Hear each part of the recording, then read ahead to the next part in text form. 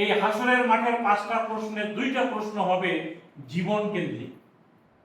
আমি যে তোমাকে 60, 70, 80, 90 বছরের জীবন দিছিলাম, এটা কোন খাতে ব্যয় করেছো বলো। প্রত্যেকটা মিনিট সেকেন্ড কেমনে ব্যয় করছো বলো। জীবনের ভিতরে আরেকটা জীবন দিয়েছিলাম যৌবনকাল, এই যৌবনের উত্তাল তরঙ্গ কোন খাতে ব্যয় করেছো বলো। দেখেন মজার প্রশ্ন 2টা, একটা হলো জীবন পুরো হায়াতটাই, আর জীবনের ভিতরে আরেকটা জীবন হলো যৌবনকাল, জেন জি। এই যৌবনের উত্তাল তরঙ্গ যুবকরাই পারে পৃথিবীকে পরিবর্তন করে কি পারে না। আজকে তারা ইন্ডিয়াতে শিক্ষামন্ত্রী পদত্যাগ বাধ্য করে ফেলছে। এই যৌবনের উত্তাল তরঙ্গ কোন খাতে ব্যয় করেছো জব। 2টা প্রশ্ন শেষ। আর 2টা প্রশ্ন হলো অর্থনীতি কেন্দ্রিক, কিভাবে আয় করেছো, কিভাবে ব্যয়। এখন বলেন আপনার আয় ব্যয়ের মধ্যে যদি সুদ থাকে, তাহলে কি আপনার আমার আয় ব্যয়টা হালাল হবে না।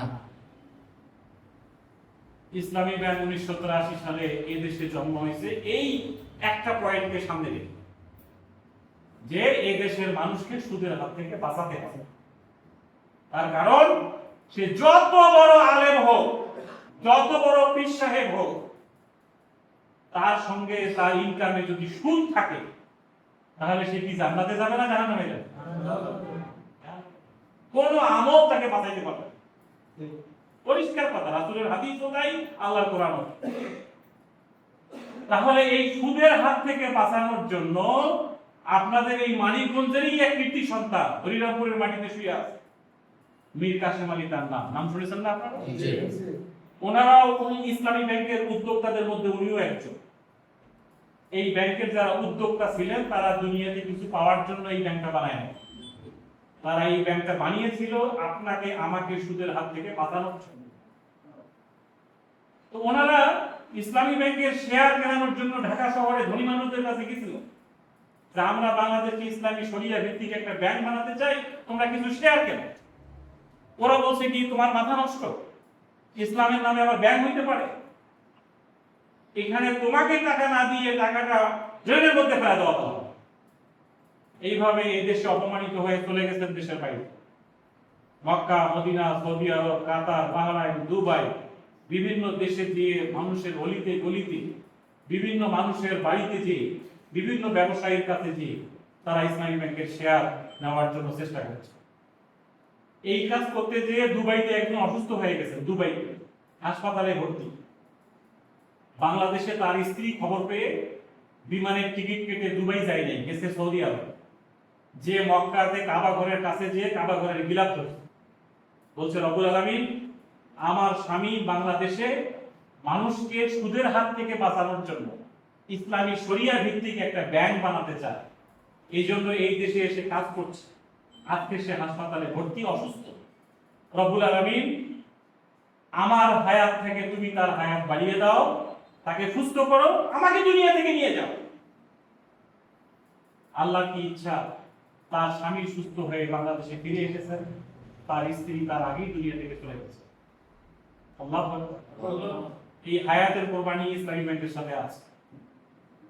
সম্মানিত ভাইরা, খুব একটা মারাত্মক মারাত্মক মারাত্মক একটা জঘন্য জঘন্য গুনাহের কাজ। আল্লাহ রাসূল হাদিসে বলেছেন সুদের 70 প্রকারের গুনাহ। এর ছোট গুনাহটা হচ্ছে নিজের মায়ের সাথে ব্যভিচার করা। কি নাউজুবিল্লাহ নাউজুবিল্লাহ। আল্লাহ রাসূল এই কথা আরেকটা হাদিসে বলেছেন, একবার না দুইবার না, আপনি যদি জীবনে 1 টাকা সুদ খান, 1 টাকা, আপনার মায়ের সাথে 36 বার ব্যভিচার করলে যা গুনাহ হবে এটা আপনার আমলনামায় লেখা হবে। সুদের সাথে 4 প্রকারের লোক জড়িত। এক প্রকার হলো সুদ দিবে, আরেক প্রকার হলো সুদ খাবে, আরেক প্রকার হলো সুদের লেখক হবে, আরেক প্রকারের লোক হলো সুদের সাক্ষী হবে। কি কথাটা বুঝতে পেরেছেন? এই 4 প্রকারের কোন এক প্রকারের সাথে যদি আপনার আমার সম্পর্ক থাকে, রাসূল বলতেছে জানেন, একজন পতিতা আমাদের সমাজে মারা গেলে, পতিতা বুঝেন তো, পতিতা মারা গেলে তার জানাজায় আমরা যেতে চাই না, কারণ সে পতিতা ছিল।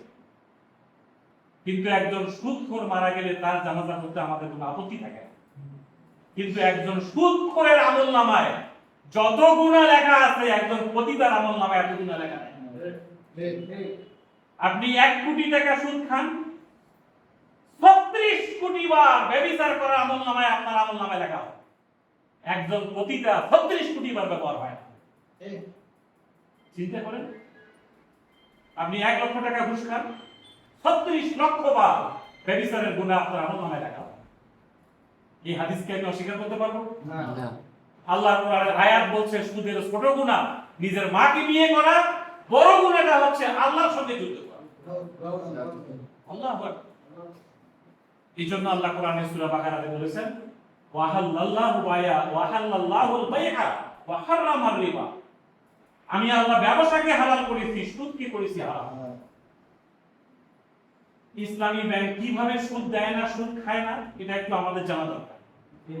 আমাদের মা খাদিজাতুল কুবরা আল্লাহ রাসূলের প্রথম স্ত্রী, তিনি একজন ভালো বংশের মহিলা ছিলেন, অনেক টাকা পয়সার মালিক ছিলেন। তো তিনি তার ফান্ডটা কোথায় রাখবেন, কার কাছে ডিপোজিট দিলে এই ফান্ডটা ব্যবহার হবে, এই জন্য তিনি একজন আস্থার লোক হচ্ছিলেন। কার উপর আস্থা রাখা যায়? খুঁজতে খুঁজতে তিনি যাকে পেলেন তিনি হচ্ছেন মুহাম্মদ রাসূলুল্লাহ সাল্লাল্লাহু আলাইহি ওয়াসাল্লাম। এলাকার মধ্যে সবচেয়ে আস্থাদিক সত্যবাদী, সবচেয়ে আল আমিন বিশ্বস্ত কে? মুহাম্মদ রাসূলুল্লাহ সাল্লাল্লাহু আলাইহি ওয়াসাল্লাম। বললেন তুমি এলাকার সবচেয়ে আল আমিন হিসেবে সবাই তোমাকে জানে, এই যে আমার কাছে ফান্ড আছে, তুমি এটা নাও, নিয়ে এটাকে ব্যবহার করো। কিভাবে?